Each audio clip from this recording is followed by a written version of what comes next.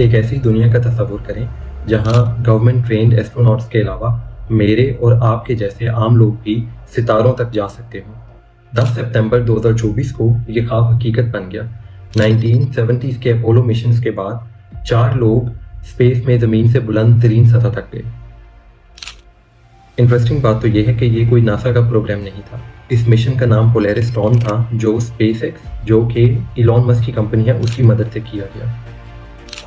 इस मिशन में 4 लोग शामिल थे जो सिर्फ नई बुलंदियों तक ही नहीं पहुंचे, बल्कि उन्होंने स्पेसएक्स का तैयार किया गया एडवांस स्पेस सूट, जो कि वैन एलन बेल्ट की रेडिएशन को बर्दाश्त कर सकता है, इसको पहन के स्पेस वॉक की और बहुत सी कटिंग एज टेक्नोलॉजीज को टेस्ट किया जो कि एक दिन हमें मार्स तक ले जा सकती हैं।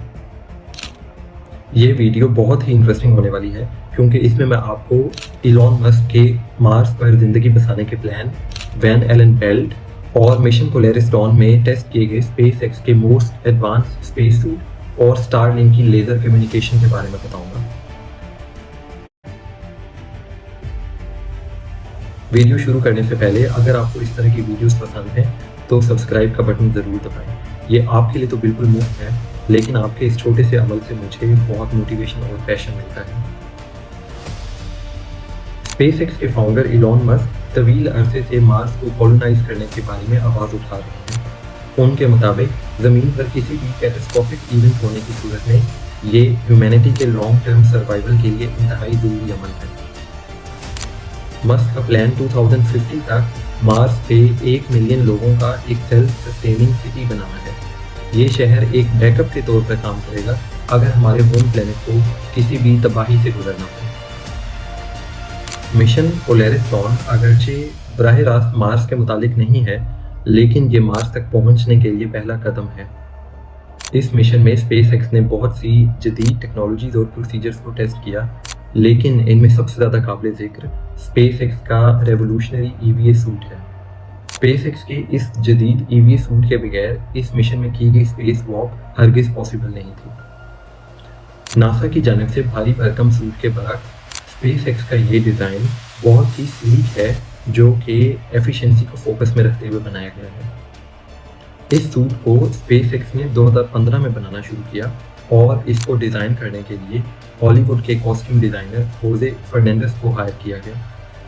सबसे पहले जो सूट बनाया गया उसे आईवीए कहते हैं, जो कि स्पेसक्राफ्ट के अंदर पहनने के लिए होता है। इसे पहन के स्पेसक्राफ्ट के बाहर स्पेस वॉक नहीं की जा सकती। लेकिन अगर आप स्पेसएक्स के इस आईवीए सूट को नासा के सूट से कंपेयर करें तो ये बहुत ही स्लीक और प्यारा नज़र आता है। ये कैसे मुमकिन हुआ, ये देखने के लिए हम इन दोनों सूट्स को आपस में कंपेयर करते हैं। नासा का सूट बहुत ही एक्सपेंसिव है, जिसकी वजह से ये सिर्फ एक ही साइज़ में बनाया जाता है और इस वन साइज़ फिट ऑल वाली पॉलिसी का ड्रॉबैक ये है कि सूट का जॉइंट और बॉडी का जॉइंट अलाइन नहीं होते और इस वजह से बॉडी की ओवरऑल मोबिलिटी बहुत ही कम हो जाती है।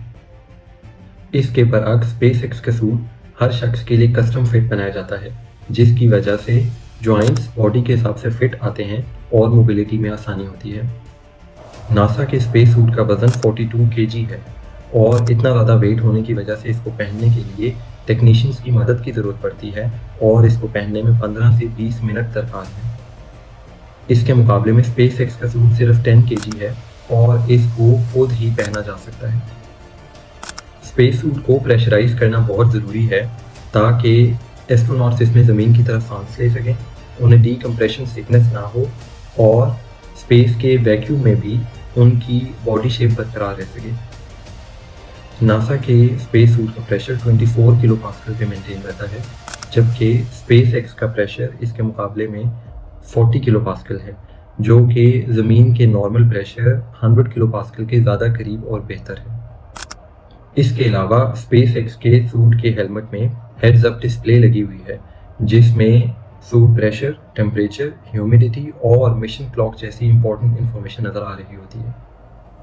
मिशन पोलरिस डॉन में किए गए स्पेस वॉक का एक मकसद इसी स्पेस सूट को रियल वर्ल्ड में टेस्ट करना था, क्योंकि इस सूट को यूज़ करते हुए प्रोटोटाइप बनाया जा रहा है उस सूट का जो कि लोग फ्यूचर में मार्स पे पहनेंगे। इस स्पेस वॉक का एक और मकसद ये चेक करना था कि वैन एलन बेल्ट के हमारी बॉडी पे क्या असर हैं और ये स्पेस सूट हमारी बॉडी को रेडिएशन से बचाने में कितना कारगर है। वैन एलन बेल्ट दरअसल ज़मीन की ग्रेविटी की वजह से ज़मीन के गिर्द फंसे हुए रेडिएशन से भरपूर चार्ज पार्टिकल्स को कहा जाता है।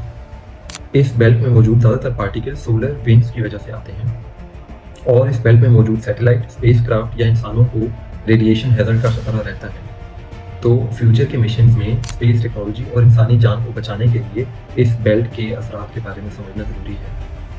मिशन पोलैरिस डॉन में पहली बार स्टारलिंक की लेज़र कम्युनिकेशन को भी टेस्ट किया गया, जिसमें ये कैप्सूल लेज़र के ज़रिए ज़मीन पर स्टारलिंक के नेटवर्क से कनेक्टेड था। इस टेक्नोलॉजी का मकसद बगैर लेटेंसी यानी कि बगैर रुकावट के हाई स्पीड डाटा ट्रांसफ़र करना है और इसी की बदौलत SpaceX की वेबसाइट पे इस स्पेस वॉक को लाइव दिखाया गया। SpaceX फ्यूचर में मार्स को ज़मीन से कनेक्ट करने के लिए यही टेक्नोलॉजी यूज़ करने का इरादा रखता है। और सबसे आखिर में इस 5 दिन के मिशन के दौरान 36 साइंटिफिक एक्सपेरिमेंट्स किए गए। इन एक्सपेरिमेंट्स में कटिंग एज टेक्नोलॉजी को इस्तेमाल करते हुए इंसानी जिस्म पर माइक्रो ग्रेविटी के असरात का मुताला किया गया। मुख्तलिफ बॉडी पार्ट्स की अल्ट्रासाउंड से लेके ग्रेविटी में पौधों की नशोनुमा तक को स्टडी किया गया। जिस्मानी तब्दीलियों को ट्रैक करने के लिए 3D बॉडी स्कैनिंग और ब्रेन MRI जैसी टेक्नोलॉजीज का इस्तेमाल किया गया। इस सब का मकसद ना सिर्फ फ्यूचर में स्पेस में जाने वाले लोगों के लिए आसानियां पैदा करना है, बल्कि ज़मीन पे भी नई दरियाफ्त को अमल में लाना है। जैसा कि हमारे रोज़मर्रा में इस्तेमाल की जाने वाली बेशुमार चीज़ें इसी तरह के स्पेस प्रोग्राम से ही दरियाफ्त हुई हैं, जिनमें micro processor, water filter, air purifier, GPS और ईयर थर्मोमीटर तक शामिल है। 15 सितंबर 2024 को मिशन पोलैरिस डॉन अपने इख्तिताम को पहुंचता है और इसमें मौजूद चारों लोग बाहिफाजत ज़मीन पर आ जाते हैं। ये मिशन वैसे तो सिर्फ 5 दिन का था, लेकिन इसके असरात बरसों तक रहेंगे और इस मिशन ने जाहिर किया कि अब ना सिर्फ नासा के एस्ट्रोनॉट्स बल्कि मेरे और आपके जैसे आम लोग भी स्पेस में जा सकते होंगे। नीचे कमेंट्स में ज़रूर बताएं कि अगर आपको मार्स पे जाने का मौका मिले तो क्या आप शुरू के जाने वाले कुछ लोगों में शामिल होना चाहेंगे। उम्मीद है आपने मेरी इस वीडियो से कुछ सीखा होगा। इसको अपने फ्रेंड्स और फैमिली में ज़रूर शेयर करें और ऐसी मज़ीद वीडियोज़ देखने के लिए मेरे चैनल तैयब शबाब को सब्सक्राइब कर लें। अल्लाह हाफ़िज़।